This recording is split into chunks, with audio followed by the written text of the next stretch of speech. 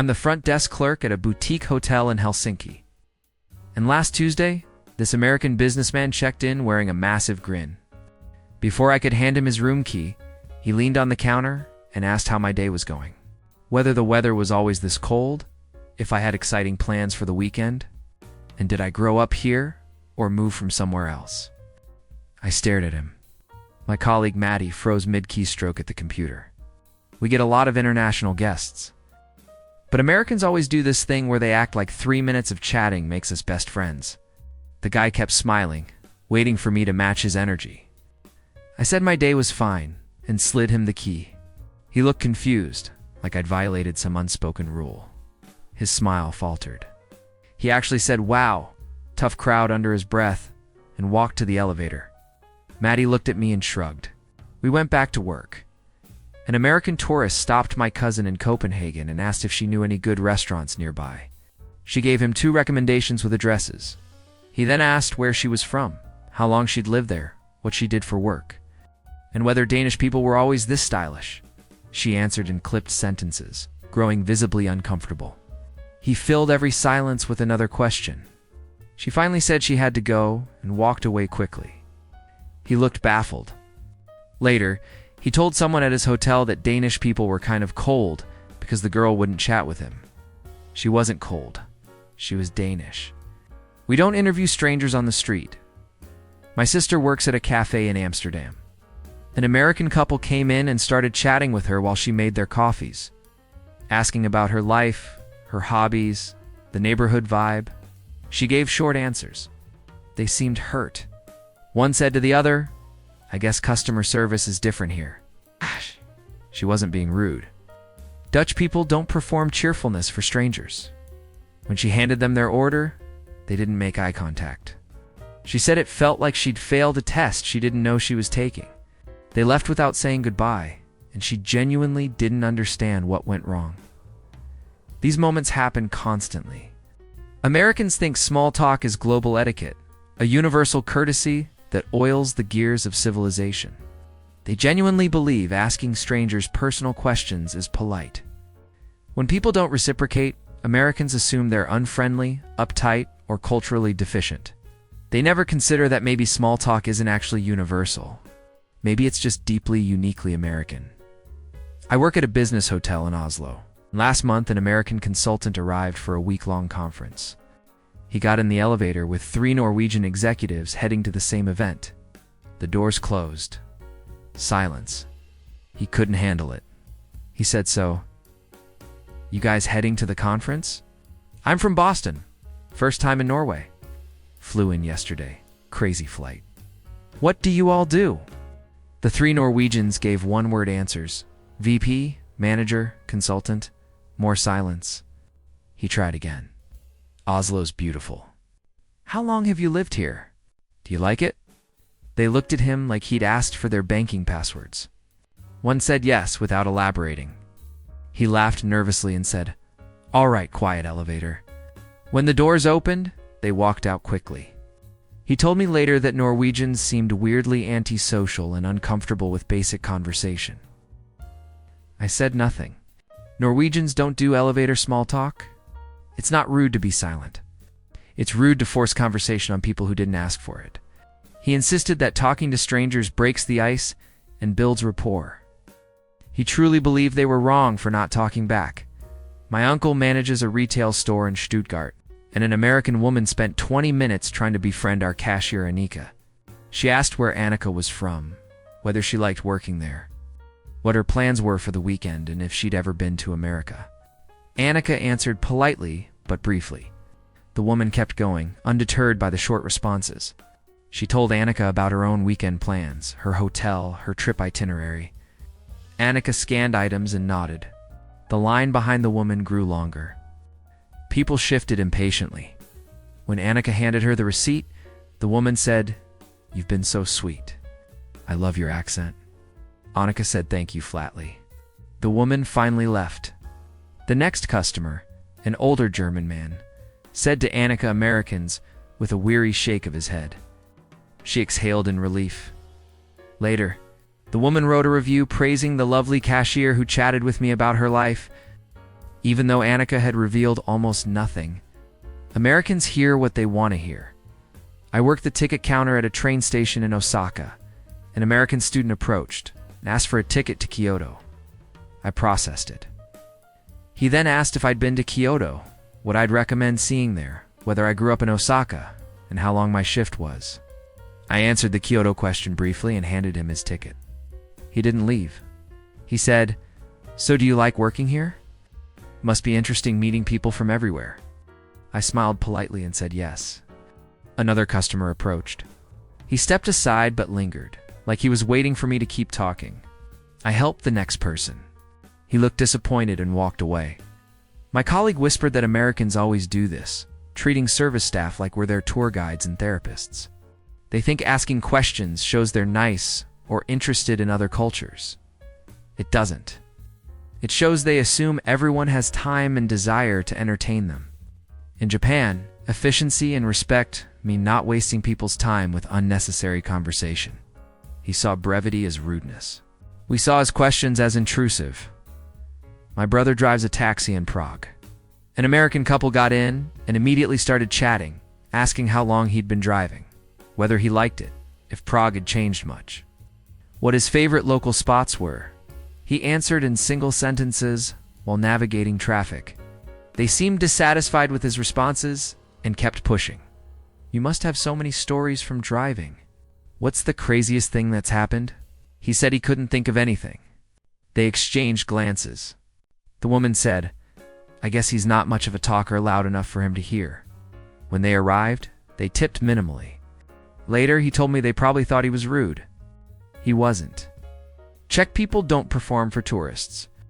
Americans expect service workers to be entertainment, to engage in theatrical friendliness. They rate and tip based on how much emotional labor you provide. He was doing his job. They wanted a performance. When he didn't deliver, they penalized him financially and decided he lacked personality. He has plenty of personality. He just doesn't waste it on strangers who'll forget him in an hour. My sister works at a cafe in Reykjavik, and last week an American man ordered coffee and then launched into small talk. He asked if she was from Iceland, how she liked living there, whether winters were hard, and what she did outside of work. She answered politely while making his drink. He waited at the counter instead of sitting down, clearly expecting a longer conversation. She handed him the coffee. He said, "So, what do you do for fun around here?" "I'm here for 3 days and want the local experience." She said there were good museums and hiking trails. He waited for more. She started helping the next customer. He looked confused, like the conversation wasn't finished. He sat down and watched her, seemingly hoping she'd come chat when it was slower. She didn't. He left after 10 minutes. Later, an American woman at another table complained to her coworker that service here is so cold. She was referring to my sister, who'd been perfectly professional. Americans mistake professional boundaries for unfriendliness. My sister doesn't owe strangers her life story or emotional investment. Icelanders value authenticity over performance. If we're going to talk, it'll be genuine, not scripted pleasantries designed to simulate connection. I manage a family restaurant in Bogota. An American couple came in for dinner, and when I greeted them and showed them to their table, the man started asking questions. How long had the restaurant been open? Was I the owner? Did I grow up in Bogota? What did I recommend on the menu? I answered briefly and left them with menus. When I returned to take their order, he continued, "Did I have family in the restaurant business? How was business lately?" I gave short answers and took their order. They seemed put off by my brevity. The woman said Colombians are supposed to be warm and friendly, right? Implying I wasn't meeting that standard. I walked away. We are warm and friendly with people we know. We have genuine, meaningful conversations with friends and regulars. But Americans expect instant intimacy. They want strangers to perform warmth on command. They confuse cultural hospitality with personal availability. Later, they left a mediocre review saying the staff seemed disinterested. I wasn't disinterested. I was working. I had 6 other tables and a kitchen to manage. They wanted a friend. I'm not their friend. I'm their server. My cousin works at a noodle shop in Taipei. An American student came in alone and tried to chat with him while he prepared her order. She asked if he spoke English, how long he'd worked there, whether he liked cooking, if this was his family's shop. He answered minimally while focusing on her food. She kept talking, filling the silence with observations about Taiwan, questions about what he did for fun, whether he had recommendations for night markets. He nodded occasionally. She said, "You're really quiet. Are you shy?" As if his reserved demeanor was a personal failing. He handed her the noodles. She sat at a small table near the counter and tried twice more to start a conversation. He was busy with other orders and didn't engage. She left and later posted online about how hard it is to connect with locals in Taiwan. She blamed Taiwanese people for not matching her energy. In Taiwan, we don't force conversation. We respect people's focus and space. She interpreted his professionalism as rejection. He was just doing his job. She couldn't imagine that not everyone wants to be her cultural ambassador or conversation partner. She thought silence meant something was wrong. To him, silence was normal. I work at a pizzeria in Buenos Aires. An American family came in, and the father made small talk while I took their order. He asked how long the restaurant had been here, whether I was from the neighborhood, if I had kids, what my favorite pizza was. I answered briefly. When I brought their food, he asked more questions about Argentine culture, the economy, and soccer. I responded politely, but didn't elaborate. He seemed frustrated. His wife said to him, "I don't think he wants to talk," as if I'd violated an unspoken contract. Later, one of their children asked me a question in broken Spanish. I answered kindly and helped them. The father looked relieved, like I'd finally proven I was human. The issue wasn't that I didn't want to talk. The issue was that I had 5 other tables, and small talk wasn't part of my job description. Americans expect service workers to provide companionship. They believe friendliness equals availability. When I was warm to their child, I was being genuine. When I was brief with him, I was being efficient. He couldn't distinguish between the two because in America, professional service requires performing personal interest. Here, good service means doing your job well. His expectations were the problem, not my behavior. But he'll never know that. My cousin drives a rideshare in Dubai. An American businessman got in and immediately started talking, asking how long my cousin had lived there, where he was from originally, whether he liked Dubai, how the traffic was. My cousin answered shortly, focusing on driving. The man kept going. "You must meet interesting people doing this. What's the craziest ride you've had?" My cousin said he couldn't recall. Silence. The man tried another angle. "So what do you do when you're not driving?" My cousin said he spent time with family. The man waited for more details. My cousin didn't provide any.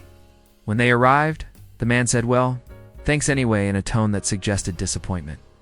He gave 3 stars and commented, "Driver wasn't very friendly or conversational."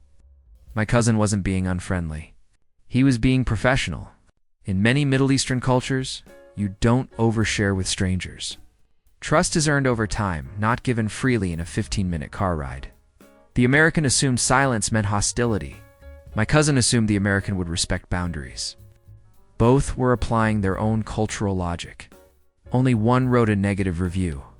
I manage a small hotel in rural Vietnam. An American backpacker checked in and asked where I was from.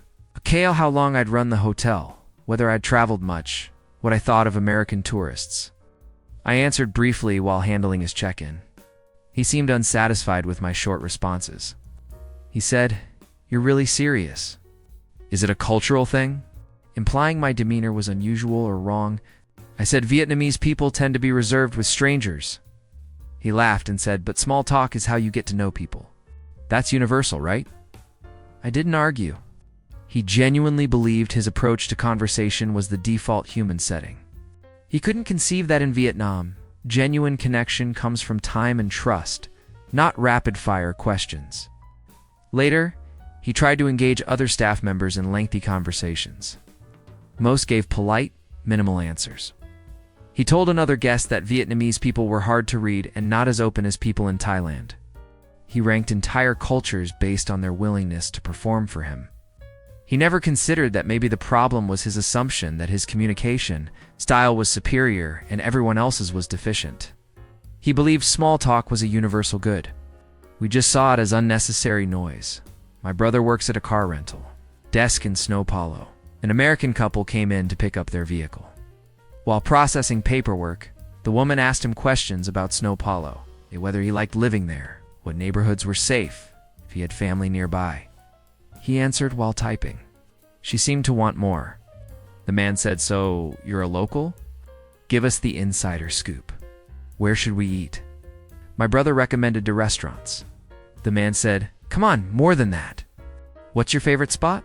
My brother named another place. The man laughed and said, "You're making us work for it." As if my brother was being intentionally difficult. He wasn't. He was doing his job quickly so he could help the next customer. Brazilians can be warm and expressive with friends and family. But that doesn't mean we owe strangers extensive personal interactions. Americans think Brazilian friendliness means we're available for unlimited conversation. When we're professional and efficient, instead of effusive, they feel cheated. They came expecting a stereotypical experience and got normal service. They signed the contract and left, clearly disappointed. Later, they probably told people that Brazilians aren't as friendly as advertised. We were friendly. We just weren't their entertainment. I work at a Metro information booth in Paris. An American tourist asked for directions to the Louvre. I told her which line to take and where to transfer. She then asked how long I'd worked there, whether I enjoyed it. If Parisians really were rude like the stereotypes say, and what I did on weekends, I answered the first question and repeated her directions. She looked annoyed. She said, "I'm just trying to be friendly," in a defensive tone, as if I'd accused her of something. I said I had other people waiting. She muttered something about typical Paris attitude and walked away. 5 minutes later, another American asked for directions and also tried to chat. I gave him the information. He said, "Not much for conversation, huh?" Like I'd failed a basic social requirement. I wasn't being rude. I was helping dozens of people navigate a complex transit system during rush hour. Americans think service workers exist to validate their friendliness. They start conversations not because they care about the answers, but because initiating small talk makes them feel polite and culturally enlightened. When I don't play along, I'm the villain. They never ask if maybe their expectations are misplaced. They just decide French people are cold and move on, satisfied with their stereotype. I'm a tour guide in Marrakech. An American woman joined my group last month and tried to befriend me before the tour even started. She asked where I learned English, how I got into guiding, whether I'd been to America, what my family did. I answered politely. During the tour, she approached me at every stop with more questions, not about Marrakech, but about my life. Did I have siblings? What did I study? Was I married? Other group members, mostly European and Asian, looked uncomfortable. They were there to learn about the city, not witness an interrogation. At the end, she tipped me well and said you were wonderful. So friendly. I thanked her. A German man in the group quietly said Americans as he walked past. He meant it as an observation, not an insult. Americans genuinely believe small talk is a universal virtue, proof of openness and good intentions. They don't realize that in most of the world, it's exhausting. It's invasive. It's a performance that values breadth over depth. Americans think they're being warm. The rest of us just wish they'd be quiet. The myth of universal small talk survives because Americans travel with the assumption that everyone wants to connect their way. They mistake silence for coldness, brevity for rudeness, and professionalism for hostility. They leave every country convinced that locals were either friendly or unfriendly, based solely on whether people matched their conversational energy. They never stop to consider that maybe they're the ones behaving oddly. That maybe asking strangers 20 questions in 5 minutes isn't polite. It's just American. Next time you're abroad and someone doesn't engage with your small talk, pause. Consider that you're not in America anymore. Consider that silence might not be rude. It might just be respectful. But most Americans won't consider that. They'll just keep talking.